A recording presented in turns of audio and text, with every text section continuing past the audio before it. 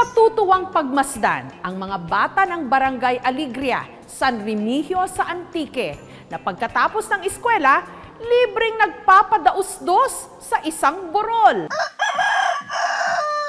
Sa mga tiga-syudad at mga OFW, I'm sure miss na miss nyo na ang buhay probinsya kung saan simple lang ang mga bagay-bagay. Maraming puno, sariwa ang hangin, tahimik ang paligid. Katulad na lang dito sa Barangay Alegria sa probinsya ng Antique.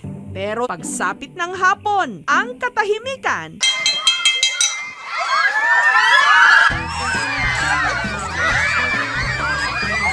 nababasag ng mga sigawan.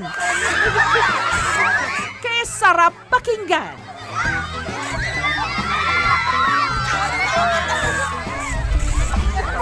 Ang mga bata kasi rito, inuupuan ang mga pinatuyong sanga o dahon ng nyog na kung tawagin nila paklang, sabay padulas sa bungsod o burol.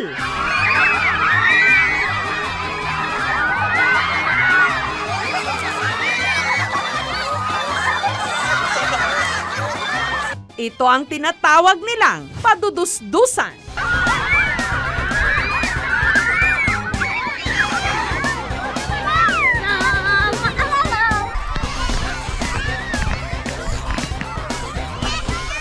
Kita namon sang una ang amon nga gurang nagapadusdusan tapos ang amon ginsunod. Mahilig ako padusdos dahil masaya. Adlaw pagtapos ng klase ako naglalaro. Let's go! Karerahan sila kung sino ang matatalo ang siyang magdadala ng mga paklang paakyat muli sa tuktok ng burol.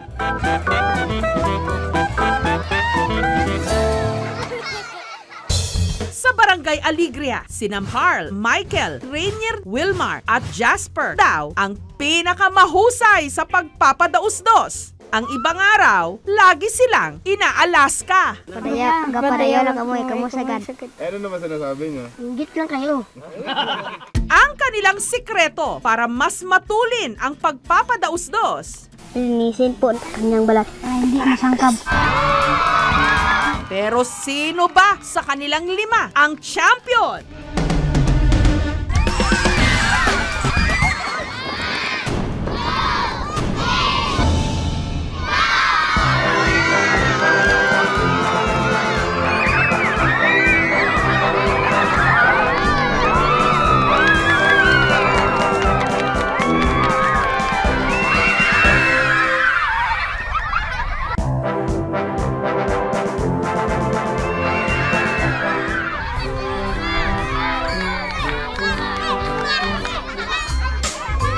Ang tila mga kotse-kotsehan nilang paklang, pinupulot lang nila kapag bumagsak sa puno.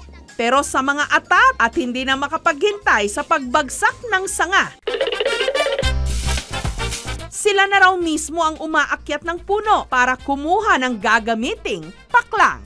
Amor ginagamit na madanlog ka ba? Hindi nga ikaduso na ra, madahog ta na. Dekada 70 pa lang daw, ginagawa na ito ng mga bata. Ilang henerasyon na. Ang harampangan ng mga bata, sir, kay wala tamon maglaom, mo dyan makasakay man kami ka motor mo. Sa una tanang panahon, paklang lang gid ang pag-asa ng makasakay-sakay. Grade ko dyan kung nag-eskwela kami, marudodos, uli kami gani kara panawag si nanay, uli kara, antes uli kami kara, mga puroy namang kara, grisi. Pero ang tanong, ligtas ba ito para sa mga bata? Alin sa pagbata pa ko, gampang pa ko yung star ng mga kabataan ko, gampang man dyan, kaluoy, kaginoora, man may na-disgrasya dyan, sir. Ang mga nanay namang ito, halos mapaos kasisigaw. Mapauwi lang ang kanilang mga anak mula sa burol. Aba, at may bit-bit pa silang pamalo.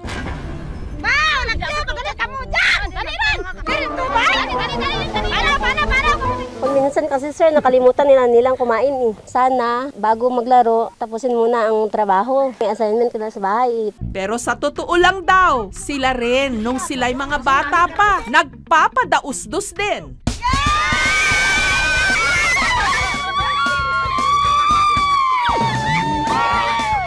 Bata pa lang po kami noon, naglalaro na kami dyan sa padus-dusan. Wala naman po ibang mapaglaruan dito kundi yung yung padus-dusan. Kung ang iba nang dahil sa pagpapadulas sa burol, nakahanap ng mga kaibigan, si Abelus, dito raw niya natagpuan ang kanyang forever. Ang padudo sa mga dahilan nga nag-close kami darwa. Nung una, hindi naman daw niya talaga love si Love. Di kita sa sarawayan by man 30. Para pro naman ang man may gusto tanang nakan man. Arira na lang tayo. Ay paperde lang na hinok na ay para kung ako na kanong madaog ay ti pa ilob lang kita na ti malagtak na kan. Ginambalan ako nga angkas kalon ni kanakanin kana para nga imo kita magkuan ti kung kuod sige laran ko bang ko basta. Gusto man ba? Gusto man. Parin makuan patinyo. Sa sobra nga dudos-dudos nagdudos ang tagitusoon ko kay kana.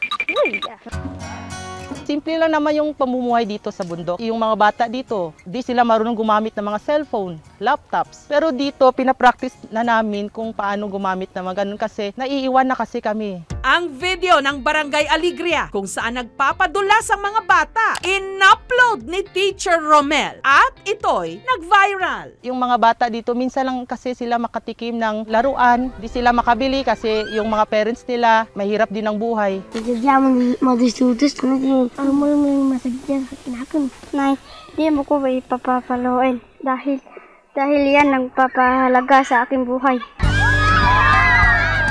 Nakakainggit ang mga bata ng Barangay Alegria. Kung pwede nga lang, bumalik tayo sa ating kabataan at maranasan din ang kanilang padausdos. Talaga namang simple lang ang kaligayahan. Thank you for watching mga kapuso. Kung nagustuhan niyo po ang videong ito, subscribe na sa GMA Public Affairs YouTube channel. And don't forget to hit the bell button for our latest updates.